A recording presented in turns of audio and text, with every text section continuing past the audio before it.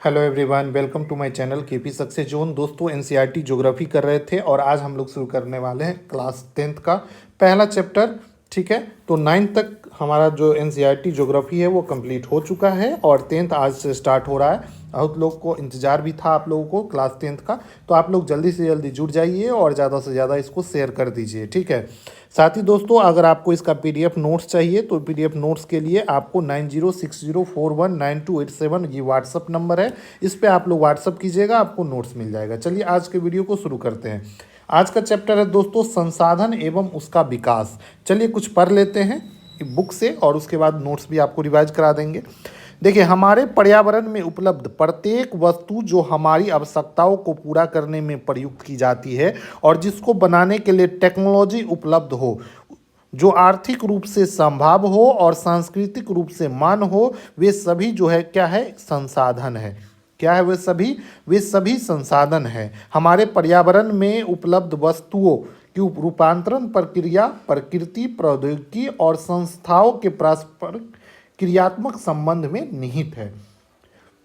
मानव जो है दोस्तों वो प्रौद्योगिकी मतलब टेक्नोलॉजी द्वारा प्रकृति के साथ क्रिया करता है और अपने आर्थिक विकास की गति को तेज करता है और एक संस्था का निर्माण करता है। तो यही कारण है कि मानव जो है दोस्तों क्या करता है, तो प्रकृति के साथ क्रिया करता है, उसके बाद क्या करता है, उसके बाद आर्थिक प्रौद्योगिकी मतलब टेक्नोलॉजी से सहयोग से आर्थिक विकास की गति को तेज करता है और एक संस्था के थ्रू इसके विकास को तेज गति से करने के लिए इसका संस्था का निर्माण करता है। तो तीनों एक दूसरे से क्या है, रिलेटेड है, अंतर संबंधित है। प्रौद्योगिकी हो या प्रकृति हो और संस्था, तीनों एक दूसरे से संबंधित है और तीनों के बीच में कौन जोड़े हुए है, तो वो है मानव। कोई भी चीज़ तभी संसाधन कहलाता है जब वो मानव के लिए उपयोगी हो, मानव उसको मानव के हित में हो। ठीक है, चलिए, क्या अन्य वस्तु जो लोगों की तरह संसाधनों के प्राकृतिक उपहार समझते हैं? बहुत से लोग समझते हैं कि हमें जो प्रकृति से मिल रहा है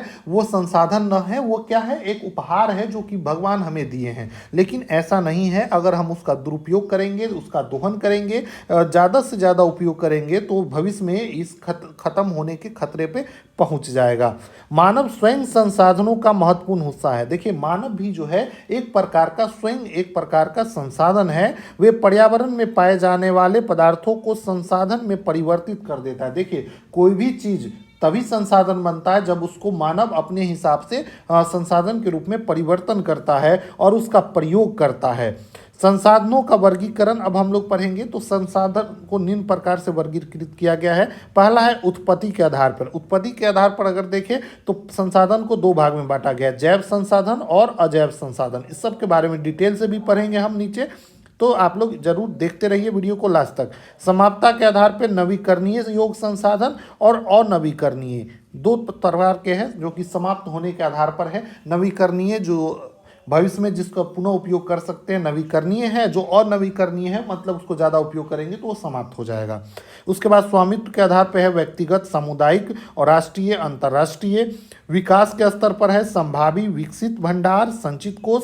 तो इन सभी चीज़ों को हम पढ़ने वाले हैं। नोट्स भी हम आपको बना दिए हैं, चलिए नोट से भी देख लेते हैं, एक भी पॉइंट नहीं छूटेगा, तो एकदम एक एक चीज़ पढ़ते चलते हैं। चलिए, संसाधन और विकास। संसाधन क्या है अभी हम लोग पढ़ें। संसाधन क्या है दोस्तों, तो संसाधन है प्रत्येक वस्तु जो हमारी आवश्यकता को पूरा करने में प्रयोग किया जाता है, वो क्या है, संसाधन है। जिसको बनाने के प्रौद्योगिकी टेक्नोलॉजी उपलब्ध है, वैसे चीज़ जिसको बनाने के लिए टेक्नोलॉजी उपलब्ध है, आर्थिक रूप से जो संभव है और सांस्कृतिक रूप से जो मान्य है, वो सभी क्या है, एक संसाधन है। मानव जो है इस सब को कंट्रोल करता है और सभी एक दूसरे से अंतर संबंधित है, चाहे प्रकृति हो, टेक्नोलॉजी हो और संस्थाएं हो। तीनों जो है दोस्तों आपस में क्या है, अंतर संबंधित है, एक भौतिक पर्यावरण का निर्माण करते हैं तीनों मिलके।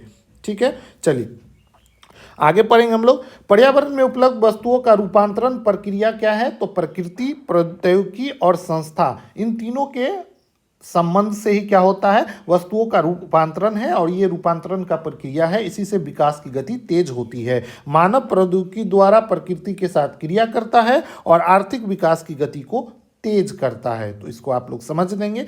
मानव एक प्रकार का क्या है, संसाधन है। मानव भी एक प्रकार का क्या है, संसाधन है। ठीक है, चलिए अब हम लोग पढ़ेंगे संसाधन के प्रकार। कई बार पूछा जाता है कि जैव संसाधन क्या है, अजैव संसाधन।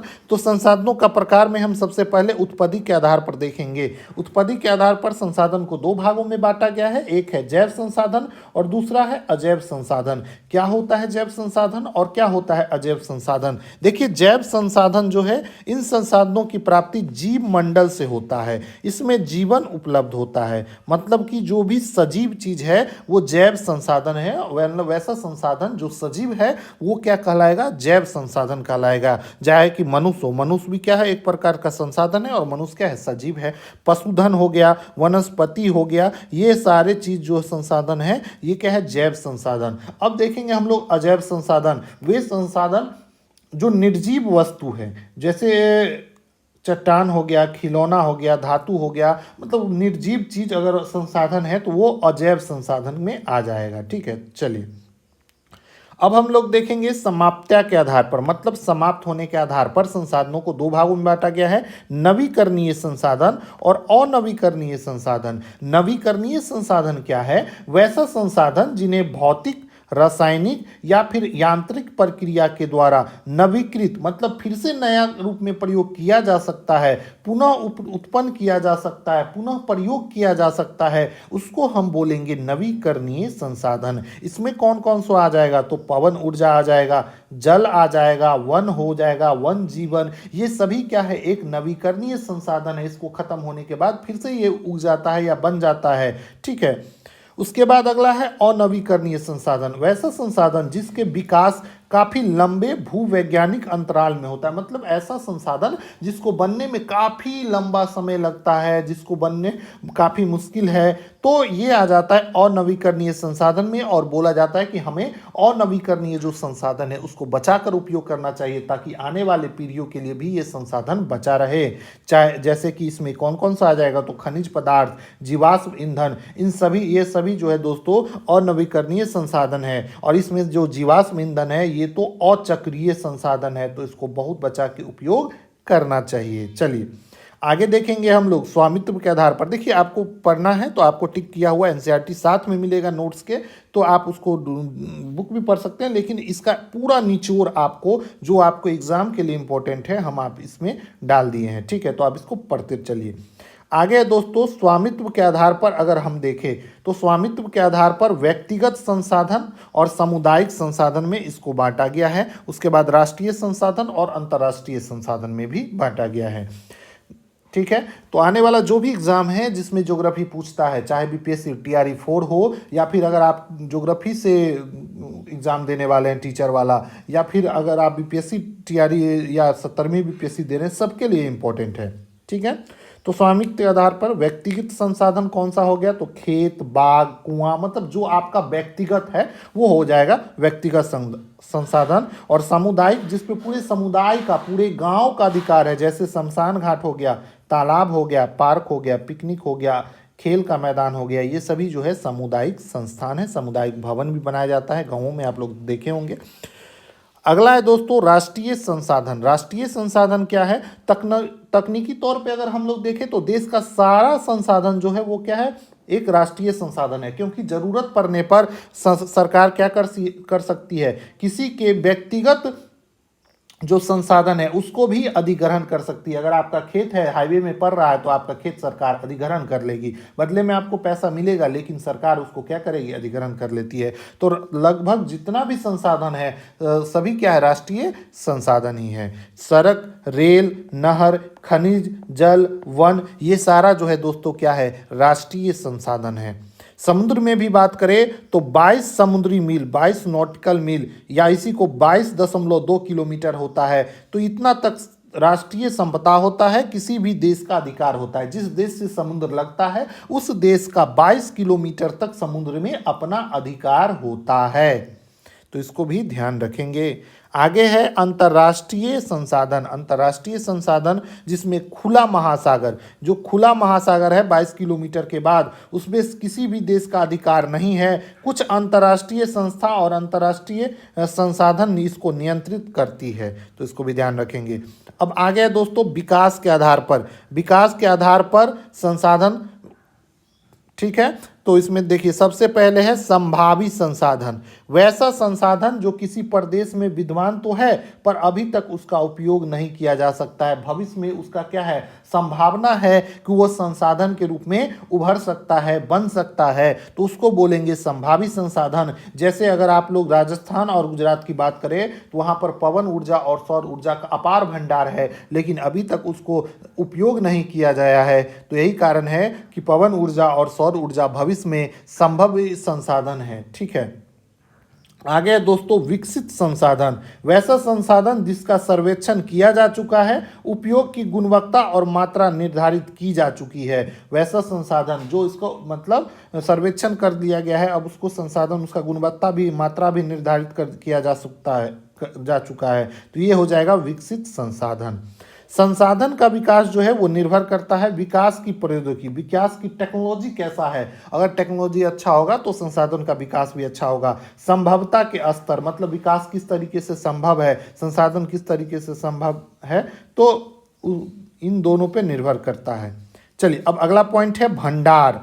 भंडार क्या है, पदार्थ जो उपयुक्त प्रौद्योगिकी के अभाव में पहुंच से बाहर है, मतलब वैसा पदार्थ जो हमारे पास है लेकिन ऐसा टेक्नोलॉजी नहीं है कि हम उसको संसाधन के रूप में परिवर्तित करें। जैसे कि H2O, H2O में क्या है, हाइड्रोजन बड़ी उपलब्ध होता है और ऑक्सीजन होता है। हाइड्रोजन जो है क्या है, भविष्य का ईंधन है, ऊर्जा का मुख्य स्रोत है, और लेकिन हम लोग हाइड्रोजन H2O से क्या जल से हम हाइड्रोजन निकालने की प्रक्रिया जो है वो अभी पूर्ण रूप से विकसित नहीं है, जिसके कारण इसका भंडार है लेकिन अभी टेक्नोलॉजी विकसित नहीं हुआ है। उसके बाद है दोस्तों संचित कोष।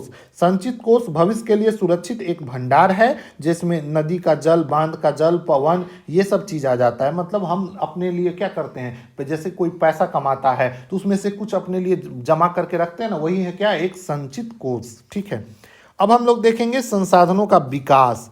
संसाधन मनुष्य के जीवन यापन और जीवन की गुणवत्ता को बनाए रखने में काफी महत्वपूर्ण है। संसाधन के अत्यधिक उपयोग से कई समस्या भी उत्पन्न होती है। ठीक है, जैसे कि संसाधनों का ह्रास, ज़्यादा से ज़्यादा अगर हम लोग संसाधन का प्रयोग करने लग जाते हैं, उसका दोहन करने लग जाते हैं, तो संसाधनों का ह्रास होना शुरू हो जाता है। संसाधनों का विकेंद्रीकरण, देखिए धीरे धीरे क्या हो रहा है, संसाधनों का विकेंद्रीकरण हो रहा है। मतलब कि कुछ संसाधन जो है, जो मूल्यवान है संसाधन है, वो केवल धनी लोगों के पास ही सिमट कर रह गया है। गरीब लोगों के पास अभी भी काफ़ी सारा संसाधनों का अभाव है। कई लोगों के पास तो रहने के लिए घर भी नहीं है, ज़मीन भी नहीं है, और कई लोगों के पास हजारों बीघा का प्लॉट है। तो ये जो संसाधनों का विकेंद्रीकरण हो गया है, ये इसको भी दोस्तों, ये भी बहुत गंभीर समस्या है। समाज में अगर संसाधनों का बंटवारा सही ढंग से होगा तो समाज भी सही ढंग से विकास होगा। ठीक है, उसके बाद भूमंडलीय तापन। भूमंडलीय तापन भी बढ़ता जा रहा है। जिस भूमंडलीय तापन का सबसे मुख्य स्रोत है कार्बन डाइऑक्साइड।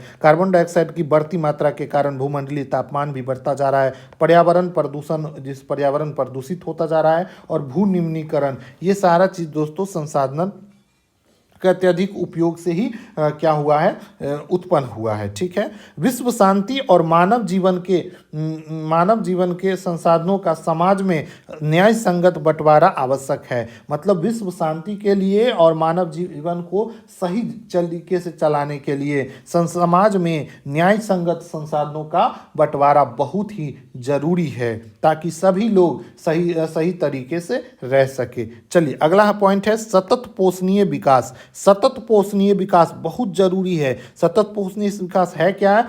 ऐसा विकास जिसमें पर्यावरण को क्षति न पहुंचे और वर्तमान की विकास की जो भविष्य की पीढ़ी की आवश्यकता की अवहेलना न हो। मतलब ऐसा विकास जिसमें पर्यावरण को भी क्षति न पहुंचे और आने वाले भविष्य के लिए, जो आने वाला जो जनरेशन है उसके लिए उसकी जो आवश्यकता है उसकी भी अवहेलना न हो। तो इन दोनों चीज़ों का अगर ध्यान में रखते हुए अगर विकास किया जाता है तो उसको बोलेंगे हम लोग सतत पोषणीय विकास। ठीक है, चलिए अब हम लोग देखेंगे पृथ्वी सम्मेलन।